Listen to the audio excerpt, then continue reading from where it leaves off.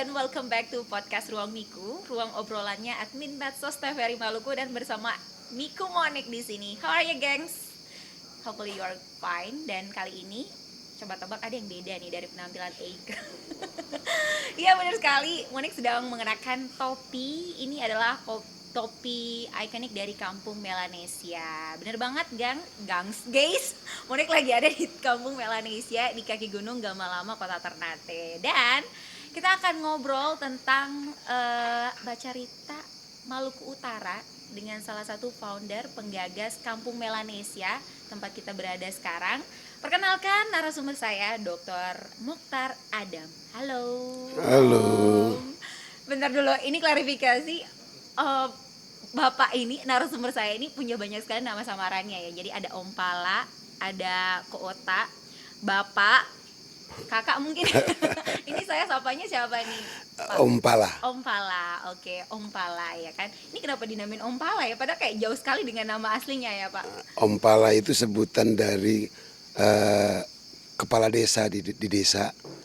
Kepala desa yang di desa itu disebut Om Pala. Oh, oke. Jadi kepala desa di Kampung Melanesia gitu ya? Di seluruh dataran Maluku Utara disebut Om Pala. Oh, oke. Pak Kades maksudnya. Oke. Karena sebutan dari kampung.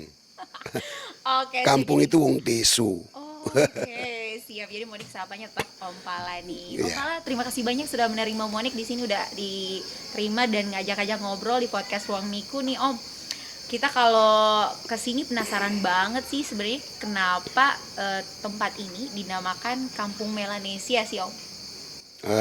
Kampung Melanesia itu kampung keberagaman. Kita menjadikan kami sebut dengan Kampung Melanesia Nusantara. Melanesia itu sebutan dari komunitas ras yang alirannya dari Pasifik, dari benua Pasifik bagian selatan. Di Indonesia, masuk ke Indonesia dan menempati Indonesia setidaknya ada 11 juta penduduk. BPS 2006 itu 11 juta penduduk yang beras Melanesia yang tersebar di 5 provinsi, Papua Barat, Maluku Utara, dan NTT. Di Indonesia sebenarnya dicurigai juga Toraja di Sulawesi adalah komunitas Melanesia, Batak di Sumatera komunitas Melanesia, dan Baduy di Jawa yang di Banten itu juga komunitas Melanesia. Nah, Melanesia sendiri cirinya adalah hitam kulitnya, keriting rambutnya, hidung melebar, bibir menebal, dan rahang kekar.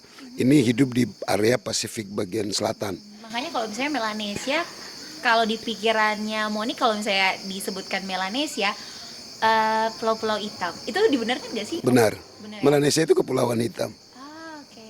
Dan keadaban manusia itu dimulai dari komunitas Melanesia. Jadi peradaban manusia sudah sejak dahulu kala itu justru tumbuh dari sini. Itulah yang menempati Indonesia dan itulah keberagaman Indonesia. Kehebatan Indonesia pada keberagaman. Sehingga kita mesti menjadikan bangsa kita sebagai bangsa beragam yang barangkali di dunia itu tidak ada lagi. Di berbagai belahan negara baru hanya punya 7 suku sudah pecah-pecah lagi. Nah karena itu kita perlu merawat itu. Kita menjadi bangsa besar karena kita menghargai kebedaan. Kita menjadi manusia besar oleh karena kita mengerti tentang arti kebedaan-kebedaan itu. Maka Kampung Melanesia mesti juga menjadi rumah kebedaan. Anda lihat sejak orang Ambon kan bilang beta, saya. Tapi kalau ketemu orang Papua, sa. Kalau orang Ternate, kita. Kalau Ose, Ambon. Kalau Ternate, ngana. Kalau orang Papua, ko. Begitu indahnya kita meramu language, dalam kebahasaan kita berbeda, kulit kita berbeda, tapi kita dalam satu rumah Nusantara yang kita sebut Indonesia itu. Wow, Melanesia Pride, guys.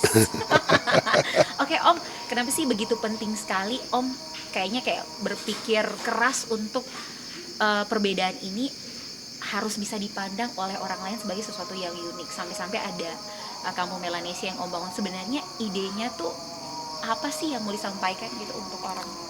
Bangunan kesadaran tentang keberagaman itu tidak hidup dia tidak aktif dalam kehidupan sosial kita, di ujung itu selalu saja bermuara kepada konflik. Anda bisa membayangkan di tahun 99 problem Pasar Mahardika, konflik Ambon, Iya, betul. masuk sampai ke Ternate, kita tidak tahu siapa kita bela dan siapa yang kita mau memenangkan, bertarung atas nama agama. Padahal kita hidup berbeda begitu, kita punya basudara gandum begitu kuat. Tiba-tiba dalam waktu sesaat kita dilululantahkan. Hanya karena kebedaan keyakinan.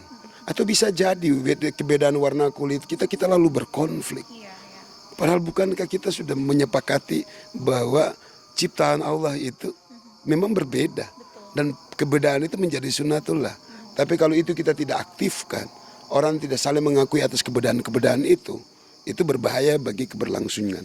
Maka mesti diaktifkan terus, didiskusikan terus, dan dijadikan rumusan untuk kita, inilah Indonesia. Anda tidak akan pernah menemukan Indonesia dalam keseragaman. Anda akan Berbeda-beda itu ya Om. itulah karena itu Indonesia lalu meramu dia dalam apa yang kita kenal dengan Bhinneka Tunggal Ika. Para good father kita dulu itu sudah memikirkan ke Indonesia. Anda lihat rumusan Pancasila, itu perdebatannya di belakangnya itu. Rumusan perdebatan sampai menemukan 5 sila, itu di belakangnya perdebatannya tajam sekali. Dan di ujung mereka bersepahaman. Kesepahaman tentang apa kita sebut Pancasila.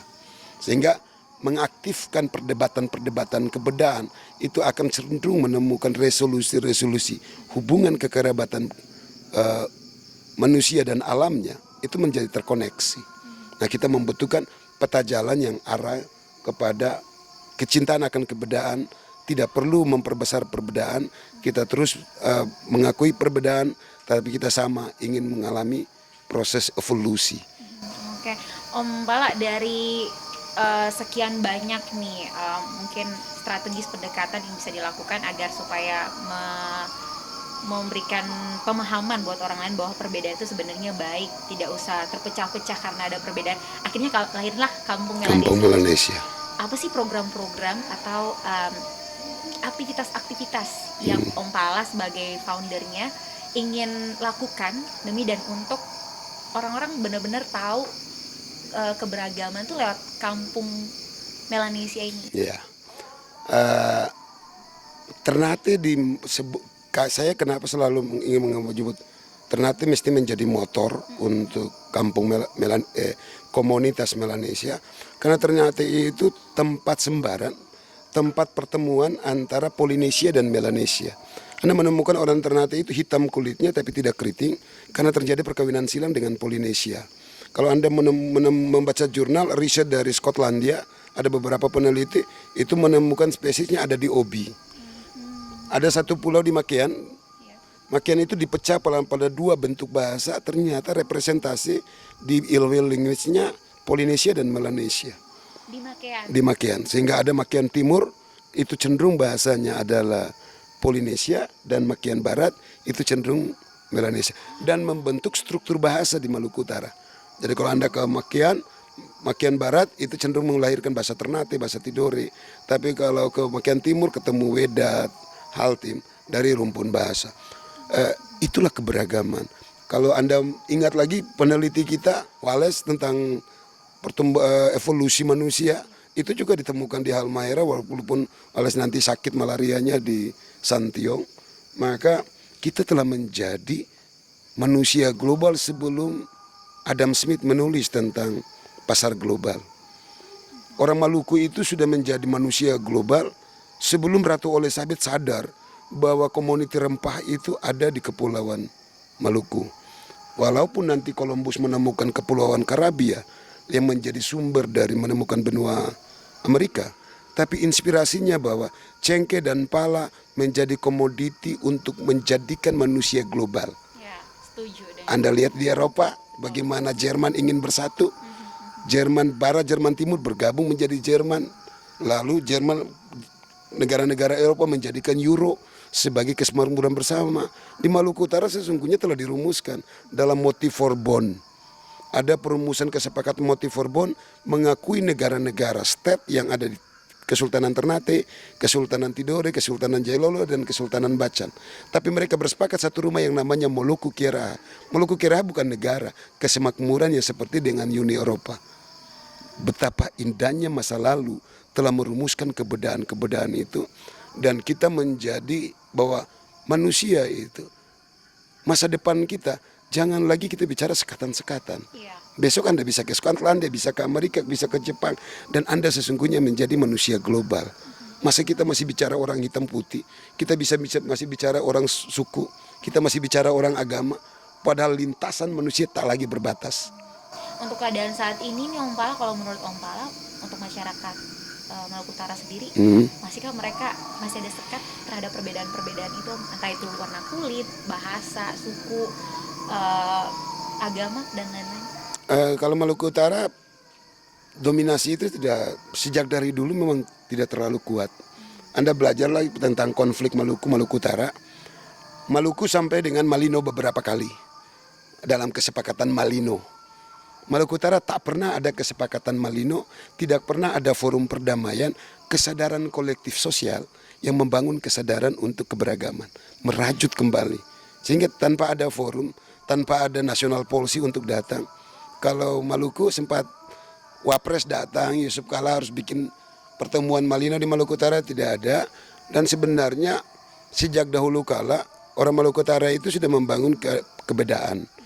Kalau Anda lihat di struktur keraton, orang Jawa dikasih tempat yang paling baik karena kami belajar syariat Islamnya di Jawa, lalu kasih imam Jawa. Mereka tidak ada kapita. Tapi kalau Anda lihat di struktur keraton, ada kapita Cina untuk mewakili komunitas Cina di kampung Cina. Ada komunitas Arab yang kita sebut kapita Arab, tapi mereka tinggal di kampung yang namanya Rumah Jawa, Fala Jawa. Kampung Makassar dikasih kapita Makassar. Sehingga sejak dari dulu hidup berbeda sudah menjadi sunatullah yang tumbuh di Maluku Utara, sehingga sekat-sekatan itu mungkin tidak terlalu kuat, tetapi menjaga itu penting.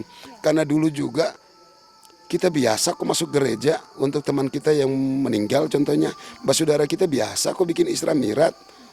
Nah tapi kesini kok jadi nah karena itu, tapi di waktu yang begitu cepat 99 kita konflik, lalu kita berbeda begitu tajam. Apa sih yang bikin menjadi benar-benar ada perbedaan setelah konflik itu? Yang dirasakan masyarakat? Kalau di Ternate yang dirasakan, teman-teman kita yang bersaudara Kristen menjual seluruh asetnya, utamanya tanah. Kecuali beragama Kristen tapi Chinese, itu dia tidak jual. Sehingga jarang sekali lagi kita menemukan anak-anak bersaudara Kristen yang tinggal di sini karena pada zamannya itu dia sudah jual tanahnya, sehingga mereka berpindah ke Halmahera. Tapi beberapa perkampungan kelihatan proses asimilasinya hidup juga. Tetapi bukan berarti kita tidak mesti merawat, mesti mengaktifkan kembali.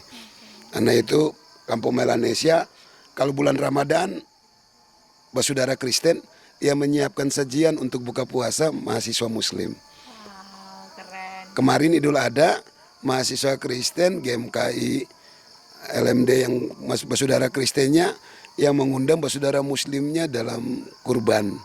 Begitupun kalau Natal, berbagi kasih bersaudara Muslimnya yang berbagi. Proses saling menghargai mesti terus kita aktifkan. Jangan pernah lengah. Karena dulu kita pernah lengah, kita bangga-bangga ekonomi kita tumbuh 8%. Nah, tapi ketika konflik anjlok 14%. Minusnya. Oke Om Pala, kalau misalkan kita kenal Om Pala lagi, Om Pala ini adalah seorang akademisi. Beliau adalah dosen di salah satu universitas di Kota Ternate, Maluku Utara. Dan beliau ini adalah dosen ekonomi akuntansi ya Om? Betul ya. Oke, siap. Om Pala sebagai kampung yang menyatukan keberagaman di Kota Ternate ini juga kalau kita mau lihat nih, Om Pala juga sebagai salah satu pembina untuk anak-anak muda di sini berkreasi untuk menghasilkan sesuatu gitu ya. Salah satunya adalah produk ini nih yang Monik pakai nih, kopi Icon Kampung Melanesia. Nah, Jadi banyak pengusaha-pengusaha muda dong di sini ya. Tapi tahan dulu, Om Pala jangan dijawab dulu. Kita akan break dulu. Kita akan mendengar jawabannya beliau di segmen kedua. Tetaplah di podcast Ruang Miko.